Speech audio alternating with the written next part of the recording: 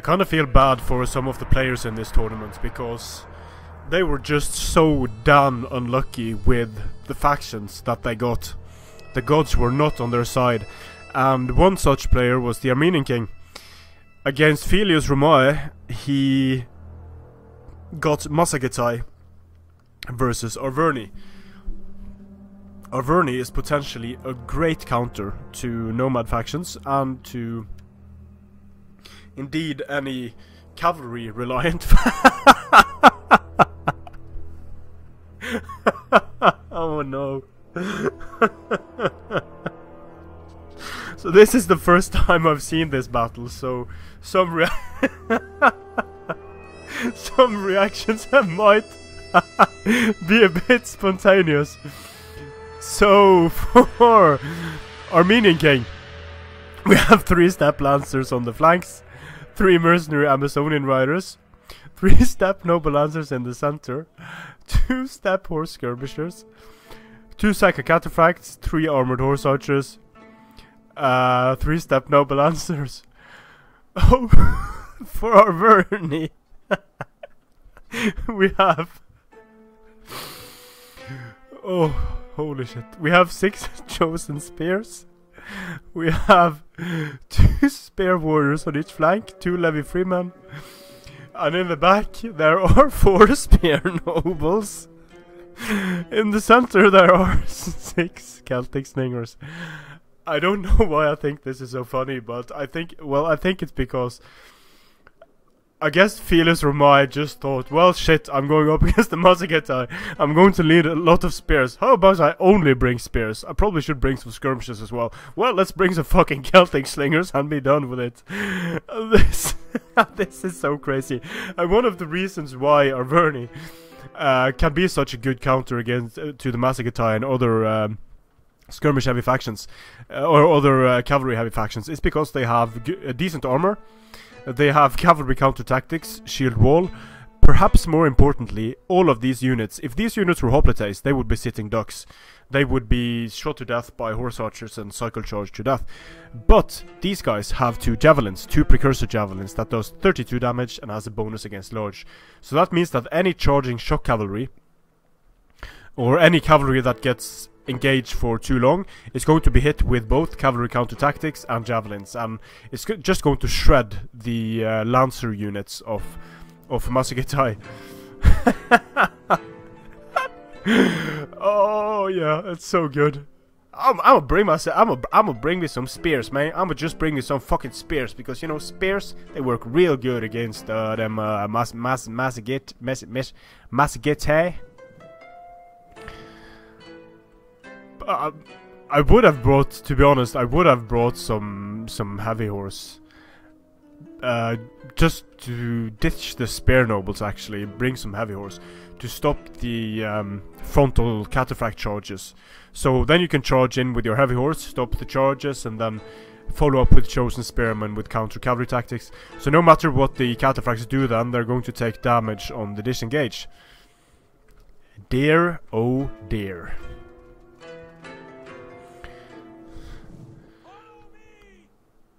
So Arverni is trying to make sort of a box here. This is probably not... Spearmen are not pikes, and although they have javelins, it looks cool. I'll give Arverni that.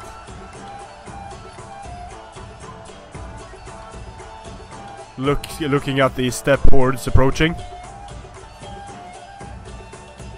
Armenian king being super patient here. He can't afford to take any risks. He'll just surround the Arverni box slowly. He is moving fast, so I don't think the Massagetae have... Or do they have a resistance to heat? I mean cold, yeah, they do have a resistance to cold. So that's going to help him a little bit, but... there really are no units for Arverni that are going to be moving. So it doesn't make that much of a difference that this is a cold map.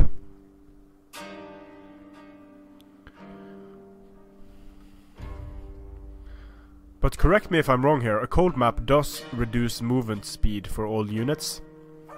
So units only move at 70% speed, which should reduce the impact of cavalry charges, which should be bad for the lancers of the Massagetae.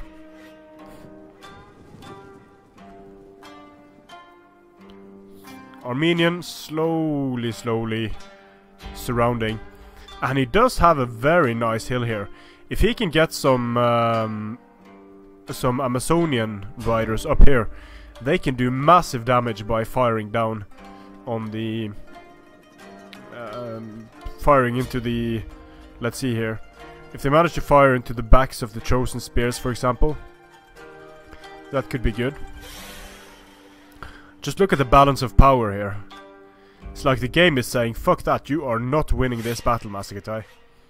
Not against the MLG Arverni speed. This isn't even a box, this is more like a... This is a mailbox. This isn't a new box. Let's see if Armenian King can find the slot in the mailbox. Not the slut in the mailbox, mind you. We're not talking post-order brides here. Ooh, mobile box! Hell yeah! It's going to move up, which is nice of him. This is staying like where he did. It's technically close to red line camping, because it makes it impossible to surround him. His Celtic slingers can fire to the rear, so it's good that he moves up like this. It's the fair thing to do. If I was asked to rule what the Arverni player had to do here, he would have needed to move his forces at least 150 from the red line, so that the horse archers, if they wanted, could have moved around here, because blocking access by using the terribly small map doesn't sit well with me, at least. Not when you're up against nomads. They need to have the opportunity to surround, and the magic red line denying them that opportunity isn't good for the nomads. It makes the already challenged nomads damn near unplayable. So, to those of you who have grown tired of sword rushes, do you think this is better? Do you like this more? I think it's refreshing, at least.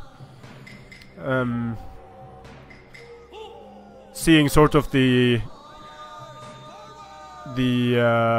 maneuvering, slow surround.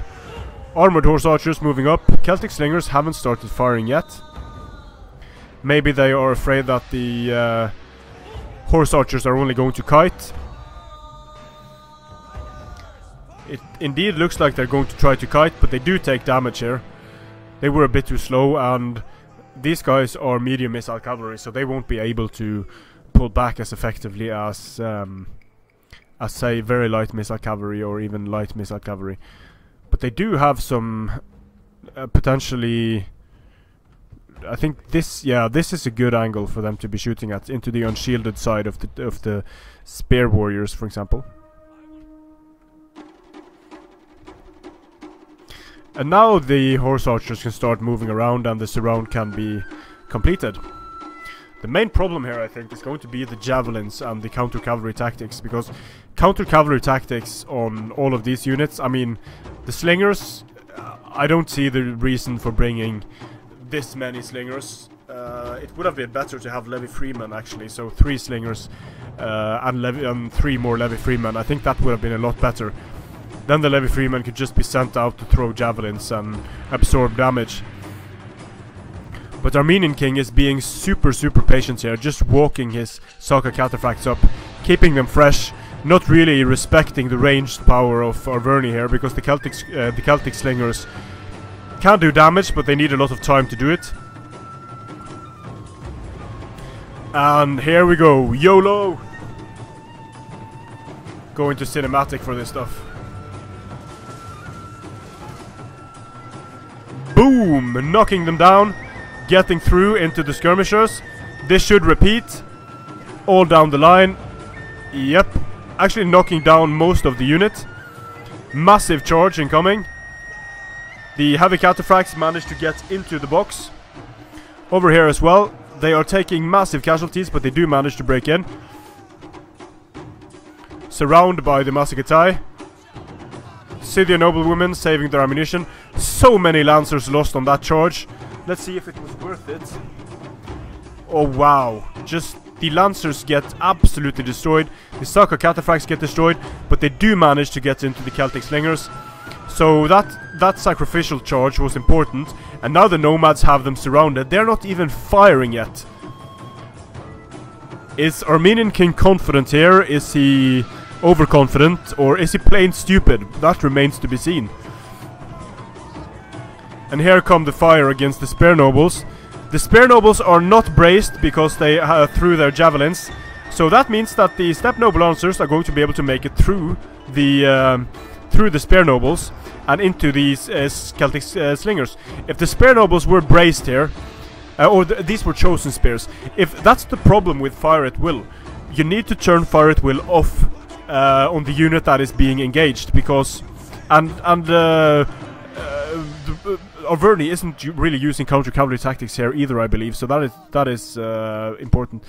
But using chosen spears, the chosen spears are going to take a lot of damage if they get charged when they have fire at will turned on.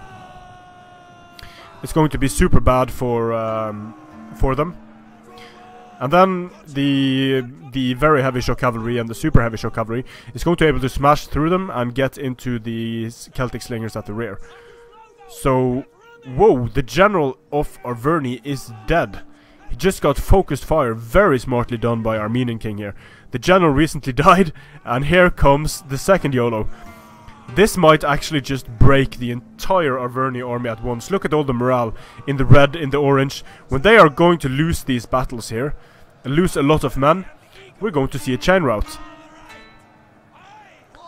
Wow, this was methodical, systematic, and very impressive by Armenian king.